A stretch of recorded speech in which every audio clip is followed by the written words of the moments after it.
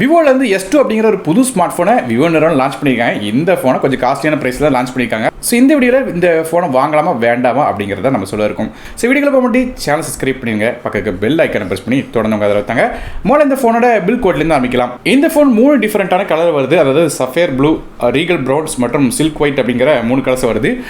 3 ஃபோனோட திக்னஸ் மற்றும் வெயிட் என்ன அப்படிங்கிறத நீங்கள் ஸ்க்ரீனில் பார்க்கலாம். மற்றபடி இந்த ஃபோனுக்கு டியூல் ஐபி ரேட்டிங் கொடுத்துருக்காங்க. அதாவது IP68 மற்றும் IP16 அப்படிங்கிற டியூல் ஐபி ரேட்டிங் இருக்குது. ஆனால் மழை காலங்களில் ஃபோனை வெளியே கொண்டு போனால் எந்த பிரச்சனையும் இருக்காது. மற்றபடி ஃபோனோட பேக் சைடும் ஃப்ரேமும் பிளாஸ்டிக்ல தான் செஞ்சிருக்காங்க. ஸோ பில் குவாலிட்டி பெருசாக குறை சொல்கிற அளவுக்கு நல்லாவே கொடுத்துருக்காங்க. அதே டிஸ்பிளே அப்படின்னு பார்க்கும்போது இந்த ஃபோனில் ஒரு 6.83 இன்ச்சுக்கான 1.5K AMOLED டிஸ்பிளே கொடுக்குறாங்க. அது போக 120 ஹெட்ஸ்க்கான ரெஃப்ரெஷ் ரேட் கொடுக்குறாங்க. 4320 ஹெட்ஸ்க்கான ஹை ஃப்ரீக்வன்சி PWM சப்போர்ட்டும் இருக்கு. இன் டிஸ்பிளே ஃபிங்கர் பிரிண்ட் ஸ்கேனரும் வருது.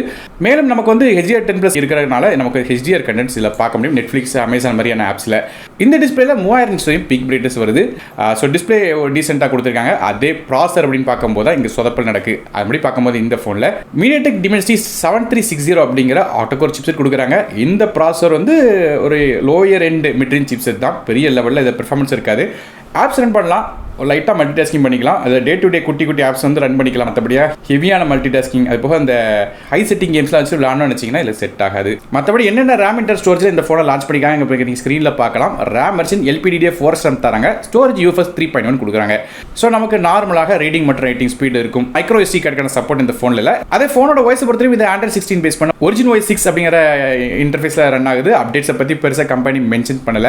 அதே ஃபோனோட கேமராஸ் பொறுத்தவரைக்கும் பேக் சைடில் இந்த ஃபோனில் 2 கேமரா இருக்குது. மொதல் கேமரா 50 மோஸ்க்கான ரியர் ஃபேசிங் கேமரா தராங்க. இது சோனியோட IMAX 852 அப்படிங்கிற சென்சர் கொடுக்குறாங்க. மற்றபடி ஆப்டிக் இமேஜ் ஸ்டெபிலிட்டி சப்போர்ட் இதில் கொடுக்கல. அதனால வீடியோஸ்ல எடுக்கும்போது ஷேக் ஆகிறதுக்கான வாய்ப்பு இருக்கு. இது போல 2 மோஸ்க்கான டெப்த் சென்சர் கொடுக்குறாங்க. அது செல்ஃபி கேமரா அப்படிங்கும்போது ஃப்ரண்ட் சைடில் 30 மோஸ்க்கான ஃப்ரண்ட் ஃபேசிங் கேமரா தராங்க. இந்த செல்ஃபி கேமரா நமக்கு வந்து குரூப் செல்ஃபில எடுக்க முடியும் சொல்றாங்க. இது போக நமக்கு பேக் சைடும் சரி ஃப்ரண்ட் சைடும் சரி 4K வீடியோ ரெக்கார்டிங் பண்ண முடியும் சொல்றாங்க. ஸோ இதான் ஃபோனோட கேமராஸா இருக்கு. மற்றபடியே இந்த ஃபோனில் இன்ஃப்ராரெட் சென்சரும் இருக்கு. ஆனால் ரிமோட்டை கூட இந்த ஃபோனை யூஸ் பண்ணிக்கலாம். இது போக ஸ்பீக்கர்ஸ் பார்க்கும்போது நமக்கு ஸ்டீரியோ ஸ்பீக்கர் சப்போர்ட் தராங்க.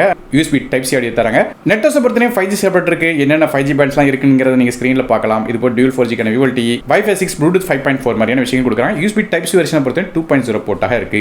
அதே பேட்டரிஸை பற்றி பேசும்போது இதில் ஒரு 7050 mAh பேட்டரி கொடுக்குறாங்க. இது சார்ஜ் பண்ணுறதுக்கு 44 வாட்கான ஃபாஸ்ட் சார்ஜிங் சப்போர்ட் வருது. சார்ஜர் பாக்ஸ்லேயே தந்துடுறாங்க. இப்போ பைபாஸ் சார்ஜிங் மாதிரியான ஃபீச்சர்லாம் இருக்குன்னு சொல்றாங்க. விவோ இந்த பேட்டரிக்கு 6 வருஷம் பேட்டரி ஹெல்த் இருக்குன்னு சொல்றாங்க. எப்படி பார்த்தா ஒரு 4 வருஷத்துக்கிட்ட பேட்டரி லைஃப் வரதுக்கான வாய்ப்பு இருக்கு. கடைசியாக இந்த ஃபோனோட விலை இப்போ நீங்கள் ஸ்க்ரீனில் பார்க்கலாம். இந்த ஃபோனோட விலை பார்த்தீங்கன்னா விவோ 40,000 அப்படிங்கிற பிரைசிங்கில் லான்ச் பண்ணியிருக்காங்க. ஸோ 40,000 ரூபாய்க்கு இந்த ஃபோனில் ஒருத்தான விஷயங்கள் ஏதாவது இருக்கா அப்படின்னு கேட்டிங்கன்னா 40,000 ரூபாய்க்கு இது கொஞ்சம் டூ மச் தான்ங்கிற மாதிரி எனக்கு தோணுது.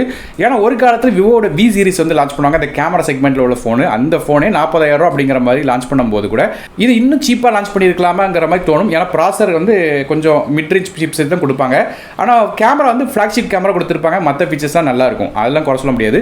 ஆனால் இந்த ஃபோன் பார்த்தீங்கன்னா நமக்கு வந்து பெரிய லெவலில் ஒரு 40,000 செக்மெண்ட்டுக்குள்ள ஸ்பெக்கு கொடுக்கலங்கிறது தான் என்னோட கருத்து.